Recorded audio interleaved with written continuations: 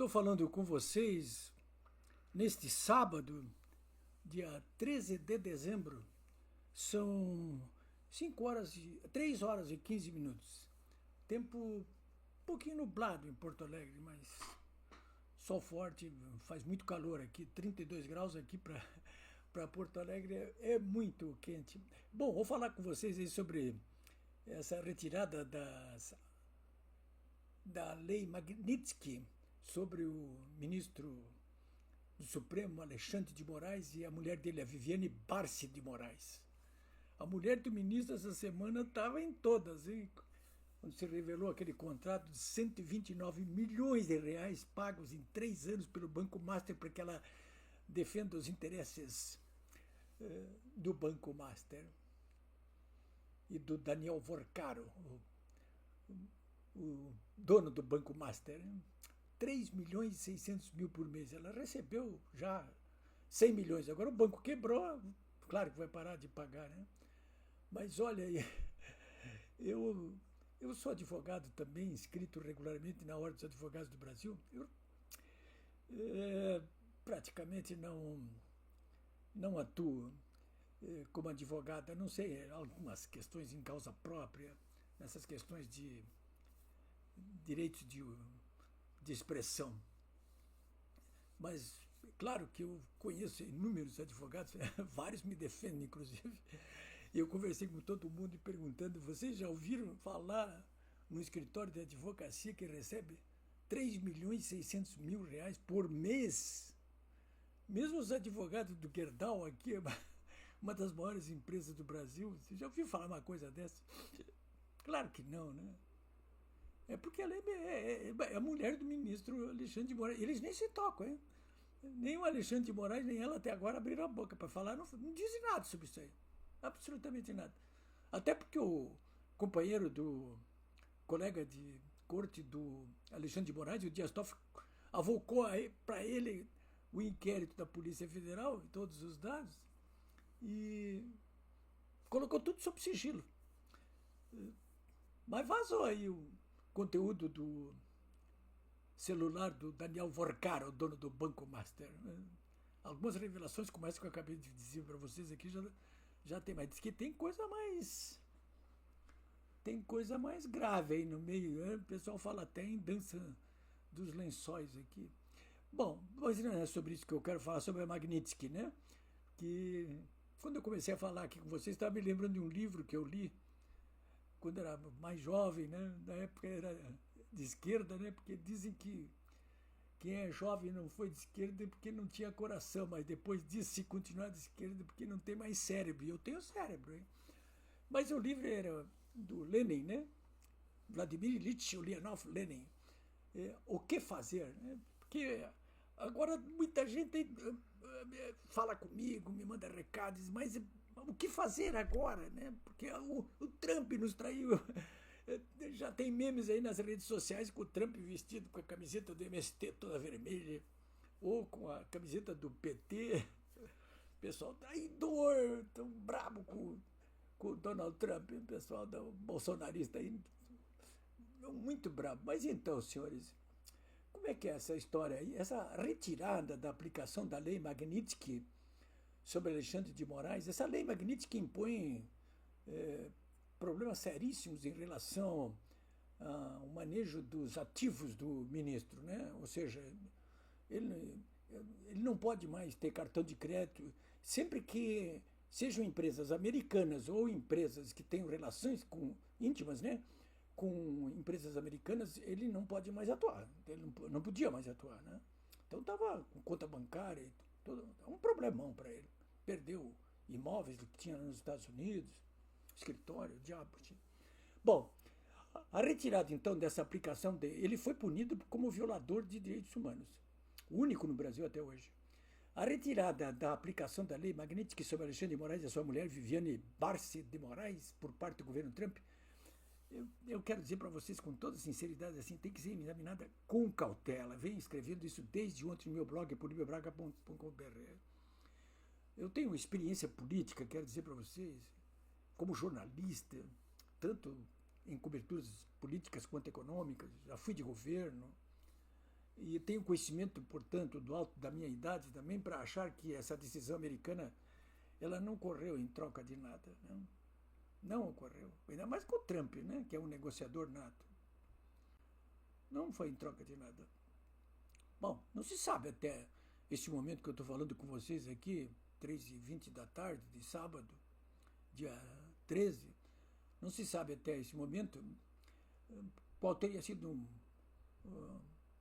o que foi negociado. Mas o caso, é claro, na minha ótica, tem a ver com concessões que esse consórcio supremo mais governo do PT, esse regime autoritário espúrio brasileiro hoje, comando do espetáculo, tem a ver com concessões que eles se comprometeram a fazer, o que até já vem fazendo, envolvendo situações que podem estar relacionadas com a crise da Venezuela, com o caso do Bolsonaro e das questões dos perseguidos aí do 8 de janeiro,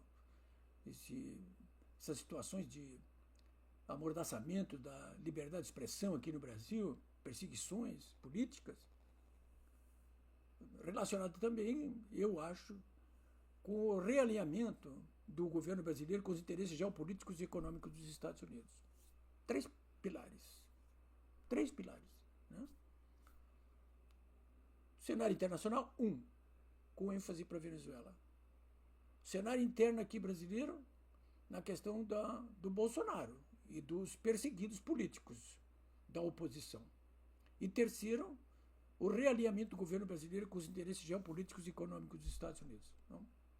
Contraprestações em todos esses três campos, com certeza em algum desses campos, já aconteceu, ou tem promessa aí, né?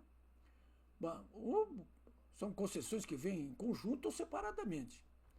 No caso da Venezuela, as concessões do governo lulopetista já são conhecidas, a imprensa está dando aí. Primeiro, por exemplo, o governo lulopetista parou de esbravejar, o PT também, contra o imperialismo norte-americano aí que está sufocando a Venezuela. E parou de tentar articular, mesmo aqui na América Latina, uma oposição à derrubada de Maduro. Primeiro isso está na cara, não está escrito, mas é isso aí que está acontecendo, é só ver. Né? Isso é resultado de um acordo? Evidentemente que sim. Ou é uma concessão? Evidentemente que sim. Para algum acordo? Evidentemente que sim. E segundo, esse governo lulopetista, o regime, já concordou em receber Maduro, ainda que em trânsito aqui no Brasil. Os jornais estão tudo publicando isso aí. Bom, e no quesito geopolítico? No quesito geopolítico, o governo lulopetista parou de fustigar o dólar e de se articular o chamado Bloco Sul-Sul. O próprio jornal, o Estado de São Paulo, ele fala em contrapartidas por parte do governo brasileiro. Né? Claras contrapartidas. Hoje mesmo, o subsecretário de Estado dos Estados Unidos, Christopher Landau, e o advogado, um dos advogados do Trump, o Martin DeLuca, que até há pouco vinham fustigando aí o governo brasileiro, o Alexandre de Moraes, hoje eles tiraram uma nota, cada um tirou uma nota ali, se referindo claramente, por exemplo, a essa questão do projeto de dosimetria, que, segundo eles, é um passo, não falaram em combinado, mas é evidente que sim, um passo acertado, não disseram que é com o Supremo e com o governo Lula também, e com a maioria do Congresso, mas é evidente que sim. Eles alegam que é um passo, sim, no sentido da abertura e da regularização dessa situação que há aqui, desse regime despudorado, ridículo e antipatriótico que existe no Brasil nesse momento, oprimindo o povo brasileiro. Bom, o Eduardo Bolsonaro, que está nos Estados Unidos, e o Paulo Figueiredo, a gente acompanha, vocês devem acompanhar também as ações deles lá. Eles passam o tempo todo fustigando aqui o Alexandre de Moraes, o governo brasileiro, reclamando por anistia, né? Eles tiraram uma nota aí, enxuta, né? O Eduardo Bolsonaro usou 4 enxutas linhas para registrar essa retirada da Magnitsky. Não comentou, não entrou no mérito da questão, né? Ele registrou o fato. E ali Ele é meio, não, ele agradeceu pelo governo Trump o que ele fez até agora para ajudar a oposição aqui dentro do Brasil. Ficou nisso. Bom, claro que do lado do lulopetismo e do consórcio supremo e governo do PT, há uma comemoração, né, muito grande. Amanhã até o Caetano Veloso, esses renegados aí que vivem mamando nas tetas da Lei Rouanet, estão convocando o povo para o meio da rua amanhã. Duvido que consiga fazer isso aí contra a anistia. Eles que foram anistiados, beneficiados por anistia política, na década de 80, agora estão contra a anistia, né?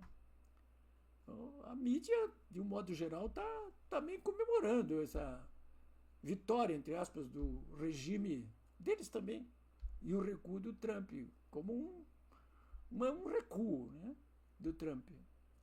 Então, eles estão batendo palma aí, né? Bom, as redes sociais da oposição bolsonarista, claro, elas estão refletindo uma sensação de enorme revolta e muito desânimo diante da retirada do Magnitsky sobre Moraes e a Viviane, né? O sistema comemora o que considera uma vitória política do consórcio. Isso também é reverberado pela imprensa tradicional, né? Nas redes sociais oportunistas, como eu já disse, oposicionistas, Trump já é identificado como traidor da causa. A dúvida é a respeito do tamanho dessa hipotética contrapartida que o Trump teria conseguido junto ao consórcio. Mas isso a gente só vai saber a partir das próximas ações do regime autoritário, né? As lideranças da oposição, sinceramente, elas não estão se comportando muito diferente do que estão se comportando os bolsonaristas mais perplexos aí, né? Elas parecem também muito perplexas diante do que está acontecendo. Muito perplexas, né? Olha, pouca gente está falando sobre isso aí, mas o senador Espiridão Amin também entrou no refrão. Ele é o relator do projeto da dosimetria, diz que vai batalhar para que seja ampliado para anistia, isso lá no Senado agora, né? Tá em exame, depois de aprovado na Câmara, está no Senado, vai ser votado quarta-feira, segundo o Amin, né? O Amin até comentou esse recuo do Trump, né? E ele disse claramente numa entrevista hoje, jornal Zero Hora aqui de Porto Alegre, que o Trump amarelou, né? Ele disse que no caso da revogação da Magnitsky, ele lembrou que os democratas nos Estados Unidos chamam Donald Trump de taco, ou seja, Trump always chicken out. Ou seja, o Trump sempre amarela e no final canta de galinha. É possível que seja assim, né? De qualquer maneira, senhores, vamos ver quais são os próximos passos, né? Eu não vejo por que razão, sinceramente, a oposição parlamentar e a oposição extraparlamentar, todos vocês que estão me acompanhando aqui, mude o itinerário que vinham perseguindo até agora, porque a solução desse problema esteve e continua estando mesmo sempre nas mãos de nós, os brasileiros, né? Essa é que é a verdade, né? E, por fim, e ao cabo, para que vocês tenham uma boa notícia nesse final de semana e não apenas fiquem batendo a cabeça em torno dessa retirada aí, não acabou o mundo, hein, cara? O que é isso, né? Hoje mesmo, por exemplo, saiu 2 pesquisas aí animadoras de intenções de votos.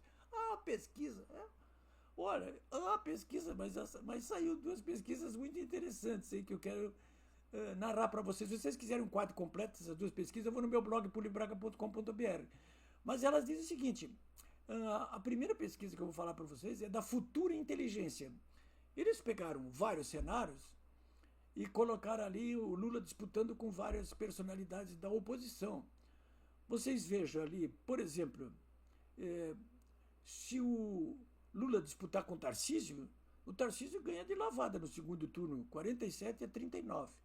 A Michele também ganha do Lula, 45 a 41. O Flávio, que surgiu agora na pedra uma semana, vai para o empate técnico com o Lula. Olha, vejam só, eu acho que isso é animador, né? E uma outra pesquisa também, divulgada hoje, que eu também estou publicando na íntegra, no meu blog, tem o link ali que publica, nos 2 casos, da Futura Inteligência e nesse da GERP, que eu não sei como é que eles falam, está na íntegra ali, tem um link ali que está tudo, pode ler tudo, eu acho, vale a pena ler. Nessa pesquisa da GERP, o que me chamou mais atenção foi a disputa entre o Lula e o Flávio Bolsonaro. Naquela outra ali que eu falei da futura inteligência, eles estão em empate técnico, mas o Lula está na frente, um pouco. Nessa outra aqui, não. O Flávio Bolsonaro já está na frente dele, depois de uma semana de aparecer como candidato, hein? Com 42% e o Lula com 41%. Nessa pesquisa da JEP, o Bolsonaro, se for candidato, está melhor ainda do que o filho, né? Praticamente igual. O Flávio está com 42 e o Jair está com 43. O Lula está com 41, agora está com 40. Então, acho que são. Não desanime. Não desanime, né? O bicho não é tão feio quanto se pinta, o quanto tenta essa mídia tradicional aí pintar para todos nós aqui, né? Nós temos conseguido alguns avanços importantes, mas é importante que você que está me acompanhando agora não perca a esperança, né? Eu acho que a oposição parlamentar nossa, apesar de termos 100 deputados no meio de 550, 15 ou 16 senadores no meio de 81, apesar disso, essa oposição parlamentar está trabalhando bem, né? Eu discordo do Alan dos Santos, por exemplo, que acha que estão cagando e andando. Isso não é verdade, né? O Nicolas Ferreira até ficou bravo com ele. Disse, você é um bosta, né? Não chega tanto nem para o que disse o Alan, nem para o que disse o Nicolas, né? Não acho que a oposição brasileira está cagando e andando e nem acho que o Alan é um bosta, né? Mas essas discussões num momento como esse, mas é preciso ficar de cabeça fria, né? É preciso ficar, né? Você veja que há um avanço aí importante, sabe? Como dizem os engenheiros, passo a passo, né? Passo by passo. É isso aí, senhores. Um bom fim de semana para todos vocês aí. O meu, eu quero dizer para vocês que tá bem. Eu acho que tá bem assim. É isso aí. É isso aí, senhores.